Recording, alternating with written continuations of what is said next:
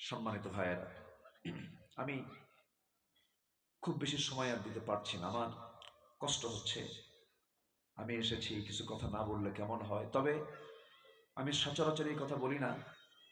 আল্লাহ যদি আমাকে বেঁচে রাখেন, আগামী মাঠে আবার এখানে আসবো ইনশাআল্লাহ। আরো জোরে বলি ইনশাআল্লাহ।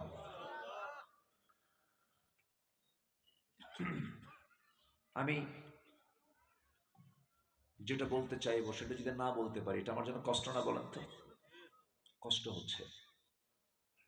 আমি প্রচন্ড ভোকাল কর্ডে চাপ খাচ্ছে।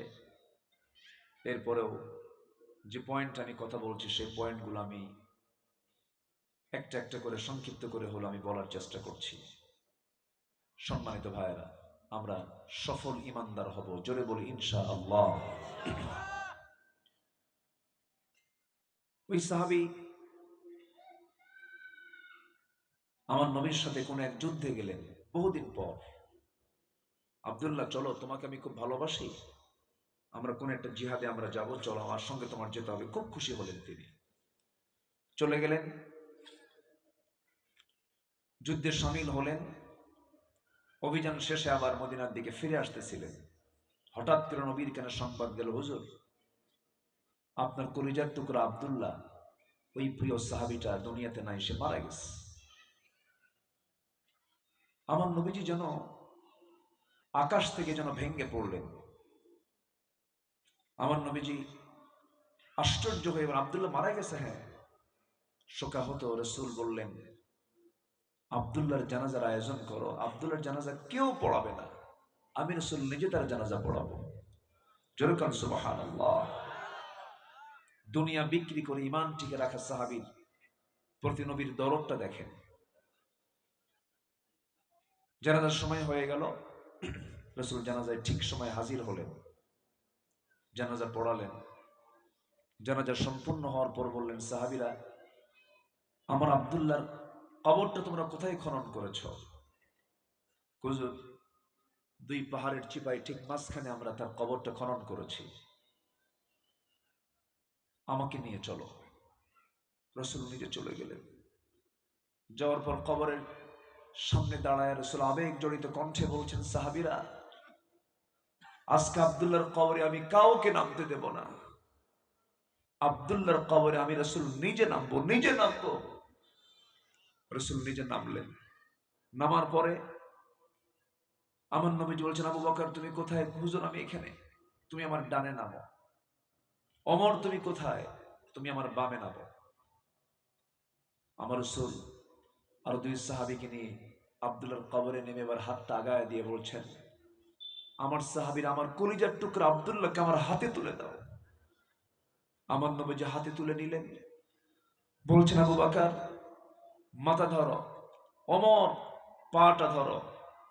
তিনজন মিলে কবরে শোয়া দিয়া বুকের উপরে হাত রেখে বলছেন, আরশের মালিক আল্লাহ, এই মুহূর্ত পর্যন্ত আমি আব্দুল্লাহর উপরে সন্তুষ্ট আছি। আল্লাহ, তুমি আমার আব্দুল্লাহর ইমানের সফলতাকে কবুল করো, তার সকল কিছুকে তুমি আল্লাহ মাফ করো। যেরকম আল্লাহু আকবার। আমার নবীজির এই দোয়া পাশে দাঁড়িয়ে থাকে এক সাহাবী, সাদ বিন আবি ওয়াক্কাস নামে এক সাহাবী, শুনতে পেয়ে চিৎকার মেরে বলছে, আল্লাহ, আজকে আমি যদি জীবিত সাদ না হয়ে ওই কবরের বাসিন্দা হতাম, যে কবরে কবরবাসীকে দাফন করার জন্য পৃথিবীর সেরা সেরা তিনজন মানুষ কবরে নামে, আমার জীবনটা বড় ধন্য হয়ে যেত। সম্মানিত ভাইয়েরা, তাহলে আমরা সফলতা যদি পেতে চাই, এক নম্বর শর্ত হলো ইমানকে যে কোনো মূল্যে টিকে রাখতে হবে। আমরা আমলওয়ালা ইমান অর্জন করব, জোরে বলি ইনশাআল্লাহ। আল্লাহ কবুল করুন। নাম্বার 2, পরিশুদ্ধিতা। আমাদের জীবনে তাসকিয়াতুন নফস, নফসের শুদ্ধতা আমরা আনবো, জোরে বলি ইনশাআল্লাহ।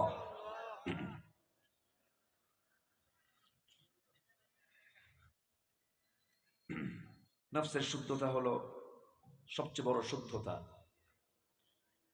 শুধু নফসের শুদ্ধতার অভাবে অনেক তাহাজ্জুদ গুজার জাহান্নামে যাবে। অনেক বুজুর্গ জাহান্নামে যাবে, অনেক হাফেজ জাহান্নামে যাবে, অনেক অনেক আলেম জাহান্নামে যাবে। এজন্য তাজকিয়াতুন নফস, নফসের শুদ্ধতা সবার আগে দরকার। আল্লাহ রাব্বুল আলামিন বলেন, قد أفلح من تزكى وذكر اسم ربه فصلى بل تؤثرون الحياة الدنيا والآخرة خير وأبقى। প্রকৃত সফল তো সেই যে নফসকে শুদ্ধ করতে পেরেছে। আমরা নফসকে শুদ্ধ রাখবো জীবনের সকল জায়গায়, জোরে বলি ইনশাআল্লাহ। আল্লাহ পাক আমাদের নফসকে হিংসা, অহংকার, অবৈধ কামনা বাসনা থেকে আল্লাহ পাক হেফাজত করুন, জোরে বলি আমিন। নাম্বার 3 হলো আমরা সত্যবাদী হব। যেই জিহবায় মিথ্যা নাই, সেই জিহবার দোয়াও মিস নাই। যে দোয়া করবে আল্লাহর কাছে সেই দোয়াই কবুল হবে। তাহলে আমরা আমাদের মুখ থেকে কখনো নাপাক অর্থাৎ মিথ্যা জাতীয় কোনো কথা মুখ থেকে বের করব না। তাহলে আমাদের দোয়া কবুল করবেন কে? আল্লাহ তাআলা। আমরা সফল হয়ে যাব। নাম্বার 4 হলো আমরা তাকওয়া অর্জন করব, আমরা খোদাফিতে অর্জন করব। জীবনের সকল জায়গায় যদি আমরা মুত্তাকি হতে পারি, ওয়াত্তাকিহি ফাউলাইকা হুমুল ফাইজুন।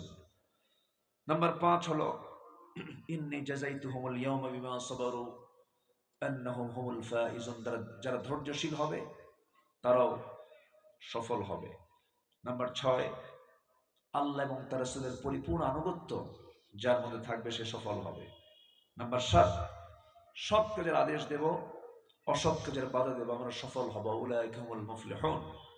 নাম্বার 8 হলো যারা তওবা করবে আল্লাহ পাক তাদেরকে সফলতা দেবেন। তুবু ইলাল্লাহি জামিআন আইয়ুহাল মুমিনুন লাআল্লাকুম তুফলিহুন। নাম্বার 9 হলো প্রকৃত মুমিন হওয়া।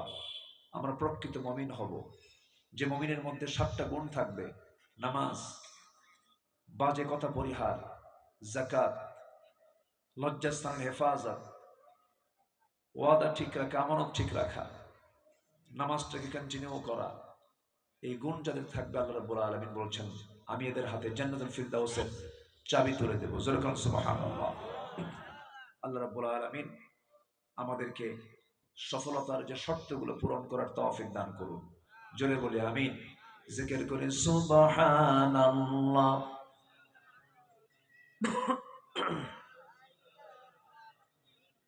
আরো জোরে লা ইলাহা